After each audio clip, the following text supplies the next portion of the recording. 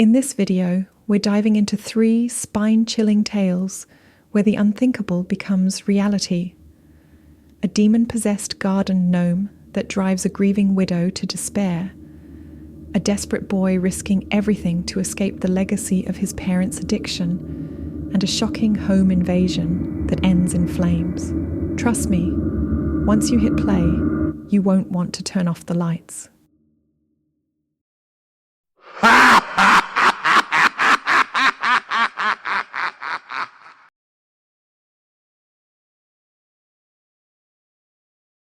I suppose I should start at the beginning, when I first felt the urge to speak to the garden gnome. My husband Arthur passed away only a few months ago. His heart gave out in the night, leaving me more alone than I ever thought possible. We were married for nearly 50 years, and suddenly I was left to shuffle about this big, empty house by myself. My children are all grown up, living across the country, and they don't visit often. I can't blame them. Everyone has a life to lead. Still, I miss them. Most of all, I miss Arthur. In the wake of his passing, I spent hours in our modest backyard garden, tending to the flowers and shrubs Arthur had lovingly planted. I've never quite had his green thumb, but I try my best. It was in this garden that Arthur kept a small, whimsical gnome near the rose bushes. Oh, how he loved that silly little statue. He was the one who picked it out at a flea market, saying it brought him luck. Over time, that gnome became a fixture in our yard. Arthur would even give it a gentle pat on the head sometimes for good luck, joking about how it smiled at him. With him gone, I found myself drawn to that gnome more and more. I guess I just wanted to feel connected to my dear husband. I'd place my hand on its little red cap and say, "Hello, old friend. Are you keeping watch?" And for a while, it was a harmless habit. Just an old lady chatting up a ceramic statue, desperately craving company in an empty home. But then one day, while I was watering the roses, I caught a glimpse of the gnome's head, tilted in a different direction than usual. I stood there, hose in hand, blinking. The gnome's head had always been pointed slightly left, but now it looked forward, as if it were staring directly at me. I chalked it up to my faulty memory. Maybe I bumped it by accident. Yet, something in the pit of my stomach turned icy. I started paying closer attention. The next morning, I noticed the gnome's hands seemed to be raised just a fraction higher than before. Barely noticeable, but enough to nag at me. Arthur had always teased me about being meticulous, about noticing the tiniest details. Now, I couldn't help myself. I'd walk outside with my morning tea, study the gnome, and mutter, "I know you've moved. You weren't like this yesterday." A week later, I heard the softest scratch against the stones around the rose bushes. It was after dusk. The sun had set, and I was using a flashlight to check on some plants that had sprouted weeds. Suddenly, this scraping noise made me jump. At first, I thought it might be a raccoon or a stray cat, but it came from right behind me, where the gnome stood. I whipped around, shining the flashlight. The gnome was there, completely still. Of course it was still. It's just a statue, I told myself, my heart racing. Yet I swore I saw the little ceramic mouth curl into a faint smile. That night, I dreamt of Arthur. He was standing in the garden, wearing his favorite sun hat, calling me over with a wave. "Come see the roses, honey," he said. Then I looked at his feet, and instead of shoes, they were the pointed boots of the gnome. When I woke in the morning, I was sweaty and breathless, but a strange sense of comfort lingered in me, as if that dream had been a gift. Things escalated the next time I went into the backyard at twilight. I could swear I saw the gnome's eyes flicker, like 2 tiny dark beads shifting to look directly at me. I remember gasping, dropping my watering can, and stumbling back. In a shaky voice, I called out, Arthur? Is that you? Please, if you're here, give me a sign. And for the briefest, most impossible moment, I heard a whisper. Yes. It was so soft that I almost convinced myself it was just the wind. But my heart told me otherwise. It felt real, impossibly real. I pressed a trembling hand to my chest and broke down in tears. All of my grief, all of the yearning and loneliness overwhelmed me. I believed deep down that my husband had found a way to communicate. He loved that gnome more than anything else in the garden, so it made sense, right? Perhaps his spirit had somehow settled there, wanting to stay close to me. The idea thrilled and terrified me in equal measure. Over the next few days, the voice grew bolder. Late at night, I'd hear it from the backyard, softly calling my name. At first, it was no more than a whisper, but then it began forming full sentences. "Helen," it would say, "it's so cold here. Come be with me." And in my grief-clouded mind, I dared to believe that it was indeed Arthur's voice. It sounded rough and strange at times, but I told myself that was just because he was caught between worlds. I even talked back to it. "Arthur, my love, I miss you so much. Are you happy?" And the voice would respond, sometimes with warmth, other times with an edge I couldn't quite place. "I am lonely, Helen," it told me one night. "I am trapped. I need you. Join me in the afterlife, so we can be together again." That was the moment a cold wave of doubt rushed through me. Arthur had been a kind, patient man who believed in the joys of life. The idea of him urging me to end my own life felt strange, but I reasoned that maybe he was lonely on the other side, waiting for me. Maybe he was desperate. That made sense to me in the throes of sorrow. The gnome's movements became more pronounced. I'd find it on a different step or a different spot in the garden, sometimes turned completely around. I even woke up one morning to see it resting at the foot of my bed. I screamed, clutching my sheets, but it didn't move in that moment, just stared, if that's possible for a painted face. Days passed, and I grew more confused. The voice, which I had so wanted to believe was Arthur's, grew sharper, urging me with greater insistence to find a way to cross over.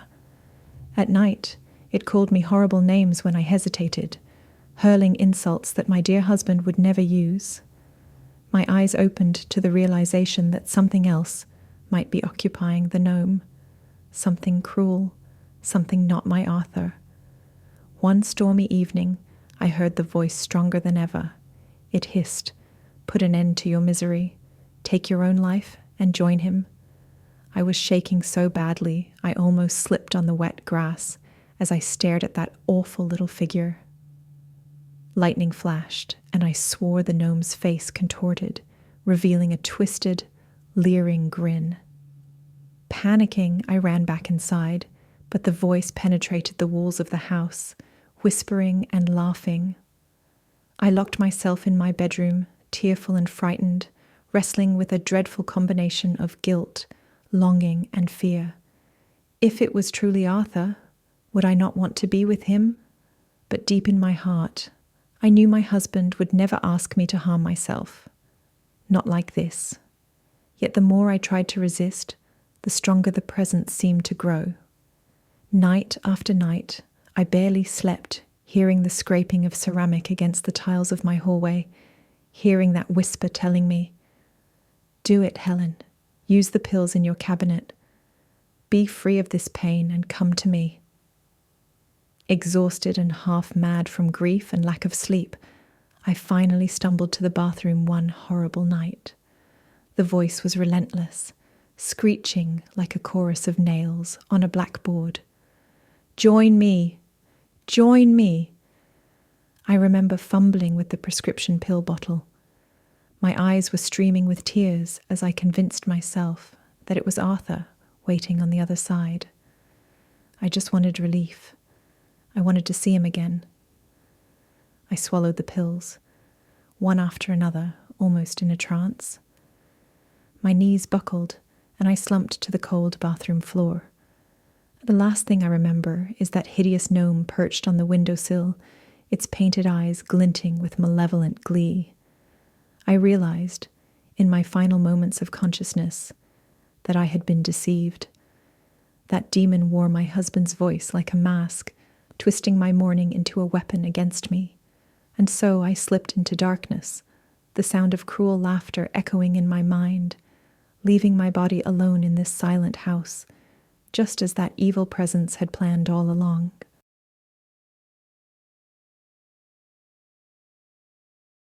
I remember the moment I realized something was really wrong. My parents had been asleep, or so I thought, on a ratty old mattress in the corner of the abandoned shed we'd been squatting in for the past few days.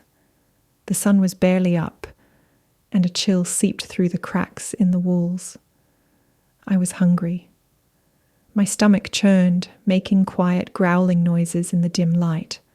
I called out for Mom, then Dad, expecting one of them to stir. They didn't. They were usually groggy, sure, but they'd eventually grunt or mumble at me. This time there was only silence. The place smelled like stale smoke and something chemical. I coughed, trying to keep my voice steady. Mom? Dad? I'm hungry. No answer. I shuffled closer, hesitating because I'd seen them like this before, but they'd always come around. Their faces were pale, mouths slightly open. Dad's arm was stretched out toward Mom, as if he'd been reaching for her.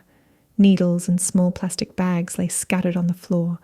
My heart pounded so hard it felt like it might burst through my chest. Mom, wake up! I practically screamed. My voice echoed off the wooden walls. Nothing.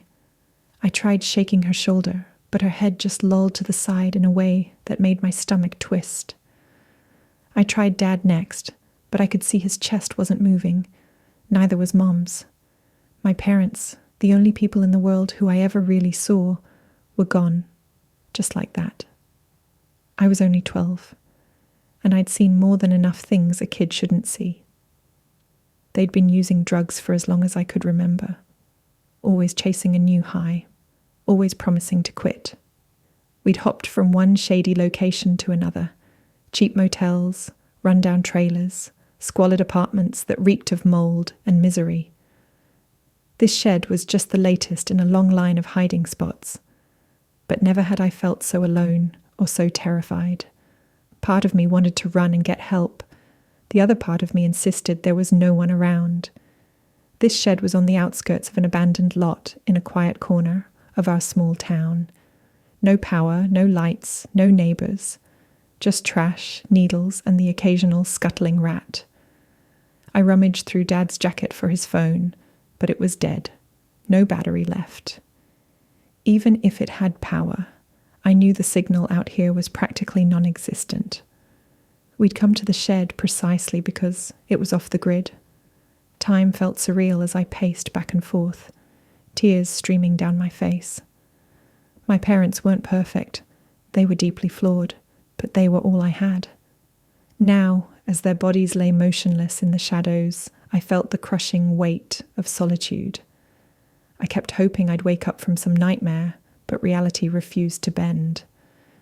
Eventually, the panicked energy that had me trembling fizzled into numb shock. I realized nobody was coming to help me. Nobody even knew we were here. I didn't even know exactly where we were, just some back road near an abandoned farmhouse. But Dad's beat-up old car was still outside, under a drooping tarp. He never let me drive it, obviously. I'm just a kid. But I'd seen him do it so many times. I knew the basics, how to start it, how to shift into drive. I knew it was dangerous. But I also knew if I wanted out, it might be my only option. I felt sick just thinking about it, but the alternative was to wait around for some miracle that wouldn't come. After all, Mom and Dad, they weren't going to wake up. Ever. I left them there, telling myself I'd come back with help. Telling myself that if I found someone, maybe there was a faint chance it wasn't too late. But deep down, I knew they were gone. Outside, the morning sun was stark, casting long shadows over the dry grass. The car was an ancient, rust-eaten sedan that looked like it could barely move. I slid into the driver's seat, my hands trembling on the steering wheel. I found the keys stuffed in the glove compartment, along with an almost empty bottle of vodka. My throat tightened, and I threw the bottle onto the passenger seat. Then I tried to recall every detail I'd ever picked up from Dad's driving. I shoved the key into the ignition and gave it a turn. The engine coughed, sputtered, and finally roared to life. It felt like a monster awakened, vibrating my entire body. Taking a shaky breath, I put the gear shift into drive. The car lurched forward, and I nearly slammed on the brakes out of panic. But I remembered to go easy on the pedal. Gently, I told myself. The shed receded behind me as I rolled across the uneven dirt path. The car bumped and jolted, my heart rattling in my chest. I kept glancing at the side mirrors, expecting someone to pop out and scold me for stealing a car. Though it was my father's, so it was only half stealing, right?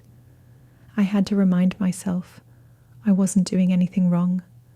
I was just trying to survive.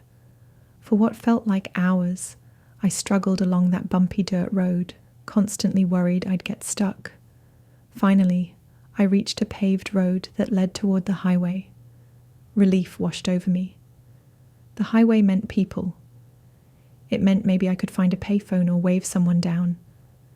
But as I merged onto the on-ramp, fear knotted my stomach. Cars roared by at terrifying speeds. My nerves were frayed, my arms shaking from gripping the wheel so tightly. I tried to keep the car straight, remembering how Dad would flick on his turn signal, check mirrors, all those details that seemed so obvious when he was doing them, but now felt like an impossible checklist in my frantic mind. Vehicles were honking. Someone sped by, shouting something angry out their window. I felt the tears coming again, my vision growing blurry. It happened in a blink, a loud blare of a horn, the screech of tires, and I lost control of the steering wheel. The sedan swerved. I tried to correct it, but my foot jammed down on the gas instead of the brake. The car lurched forward into the next lane, where it clipped another vehicle. The impact was terrifying, metal colliding, glass shattering. I spun around, my head hitting the steering wheel. Pain exploded behind my eyes, and I think I blacked out. When I came to, everything was chaos. My ears rang. There was a spiderweb of cracks across the windshield. The car's hood smoked. Someone was pounding on the driver's side window, shouting, "Hey, kid, are you okay?" Another voice yelled to call an ambulance. I couldn't catch my breath. I felt like I was underwater, suffocating. Then, strong arms yanked the door open and pulled me out. A woman was crouched in front of me, checking me over. I remember asking in a hoarse whisper, "Help. My parents. They..." And then more darkness.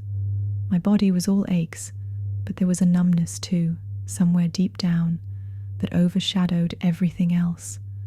When I woke again, I was in the hospital. The bright lights, the beep of machines, that sterile smell, it all came at me like a flood. A nurse rushed to my side. People were speaking in hushed tones, gently explaining that I had been in an accident, but I was going to be okay. My mind, still swimming with confusion, clung to the question, were Mom and Dad okay? Did anyone get to them? Eventually, a kind-faced police officer asked me gently where my parents were. I told him. I'll never forget the look in his eyes when he realized they were likely long gone. I could hardly keep from sobbing as I recounted how I'd driven there, how I just wanted someone to save them. He explained that they'd found the shed, but it was too late. I don't remember crying too hard in that moment. It was like I was all cried out, too numb to react. But in a strange, twisted way, I felt a glimmer of relief. At least I wasn't stuck out there anymore. At least someone finally knew I existed. In the end, the crash, as terrible as it was, forced the world to notice me, and, ironically, it became the reason I got help.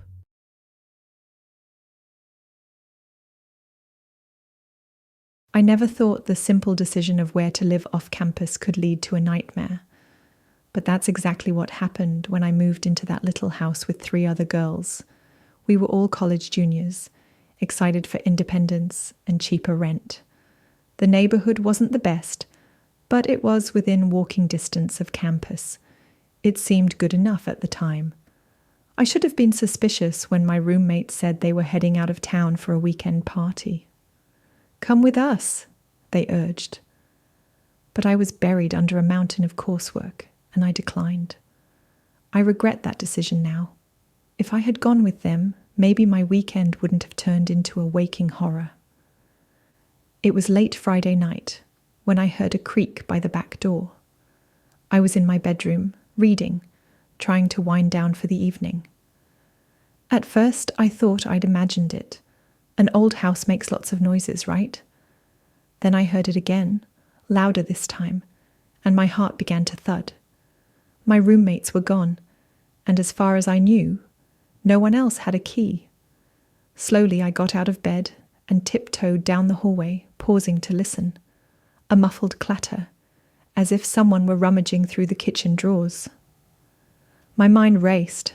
I'd never been burgled before. My first thought was to dial 911, but my phone was back in my bedroom. By the time I realized my mistake, I heard a swift movement behind me. I spun around, too slowly. A tall figure in dark clothes lunged, grabbing me around the waist. I screamed, but he clamped a hand over my mouth. A surge of panic spiked through me, my thoughts scattering in every direction. "Shut up," he growled, his voice trembling. I could feel him shaking against me. He was just as panicked as I was. He half dragged, half pushed me into the living room, where I saw the back door had been forced open, the lock splintered. My mind screamed at me to fight, to flee, but he was bigger and stronger, and adrenaline only does so much. We struggled. I managed to kick him in the shin, but he twisted my arm behind my back so hard I yelped in pain. "Stop," he hissed. "I don't want to hurt you." I couldn't believe it.